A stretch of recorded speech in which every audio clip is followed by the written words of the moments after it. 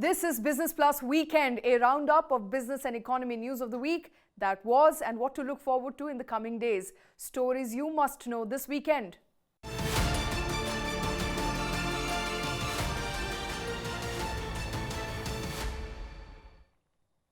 Indian market snapped its 3-week winning streak to end almost 3% lower amid weak global cues and continued sell-off in Adani Group stocks.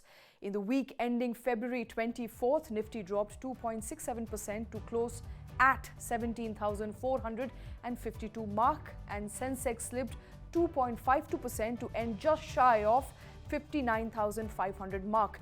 The broader markets outperformed benchmark indices but still ended lower. Now, Nifty Mid-Cap 100 was down about 1.76% this week, and Nifty Small Cap 100 tumbled 2.08%. Among sectoral indices, Nifty Metal, Nifty Realty, Nifty PSU Banks and Nifty Media fell 6 to 7%.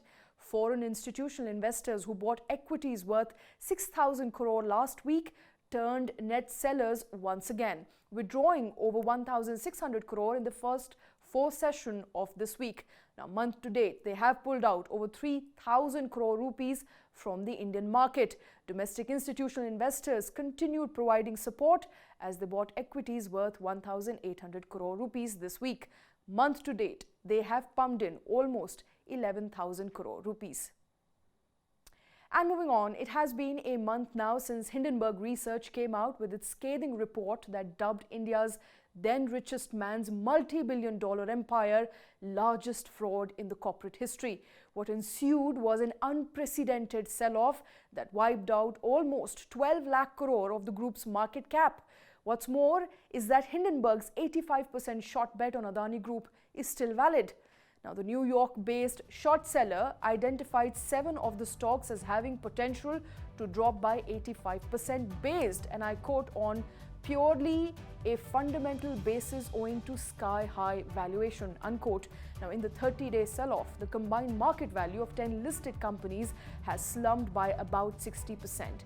Many of the group stocks, including Adani Total Gas, Adani Green Energy and Adani Transmission, are now trading at their multi-year lows. Adani Transmission, which earlier today received some good news after Fitch Ratings affirmed the BBB negative rating on its senior secured notes and maintained a stable outlook, still ended the day at lower circuit for 12 sessions in a row. Meanwhile, in a massive relief for Zee Entertainment, the National Company Law Appellate Tribunal has stayed insolvency proceedings against it. The proceedings were initiated after IndiGo Bank filed a petition against Zee over a default of City Networks, a sister company owned by SL Group.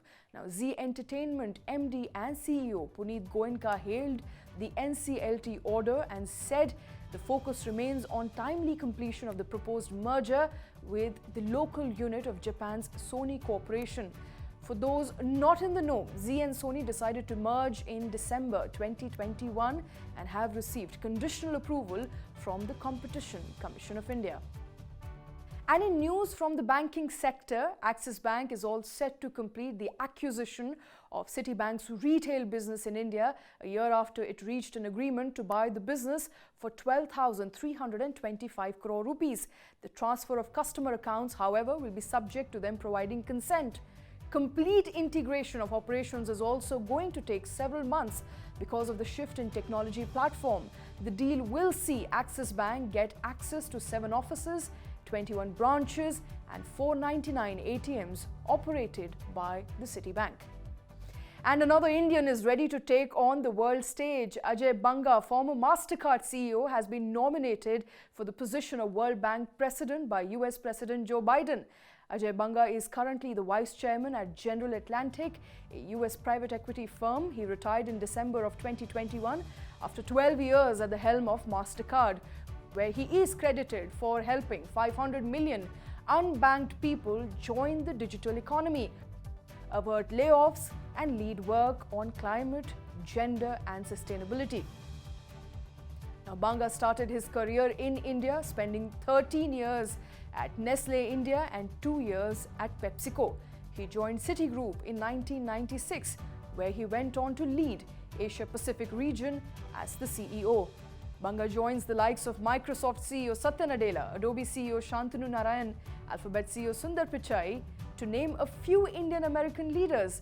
Not just that, there are more than 130 Indian Americans in key position in the Biden administration, underlining the growing heft of Indian origin leaders in the world. Fuel and commodity prices are going up. Good times seem to have come knocking on for air travelers. Both GoFirst and IndiGo, the Indian low-cost airlines, have announced a special fare sale in a bid to attract budget-conscious passengers. GoFirst has announced a February sale. Under the special sale, the no-frills airline is offering tickets with fares starting at just 1,199 rupees for domestic flights and 6,139 rupees for international flights. The sale is valid from 21st of February to 24th of February 2023 for travel between 12th of March to 30th of September 2023. The airline, however, said that this offer cannot be combined with any other offer and is not applicable on group bookings. Now, earlier this week, IndiGo too announced a special sale offering ticket for domestic destinations for as low as 2,093 rupees.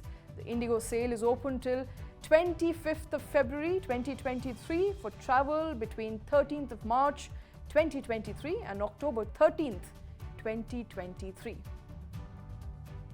GoFirst push for traffic is primarily aimed at achieving a 57% growth in the passenger volume in the coming year. Now, last month, aviation regulator DGCA imposed a fine of 10 lakh rupees on GoFirst for an incident at Bangalore airport where 55 passengers were left behind in a passenger coach. Moving on, flagging the risk of unsustainable debt facing some developing nations, Prime Minister Modi called upon the Group of 20 or G20 nations to focus on world's most vulnerable citizens. Now, as finance ministers and central bank leaders from G20 nations meet in Bengaluru, Prime Minister urged nations to work collectively in strengthening multilateral banks to meet global challenges like high debt and climate change in a virtual address today.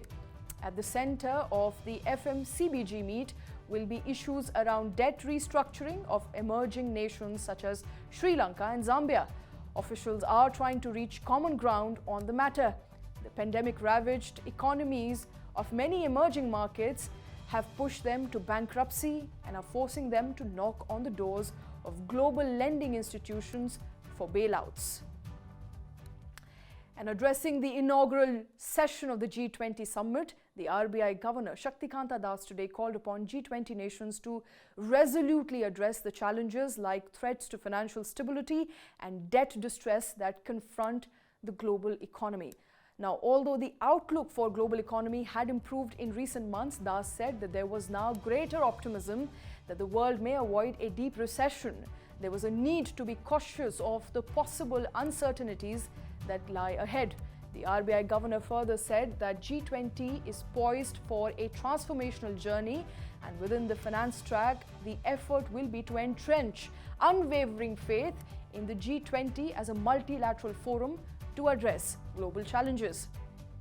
Now, the G20 meeting in Bengaluru is also making head turns for another reason. The meeting of finance ministers and central bank governors is expected to see a large number of women representatives participating in it.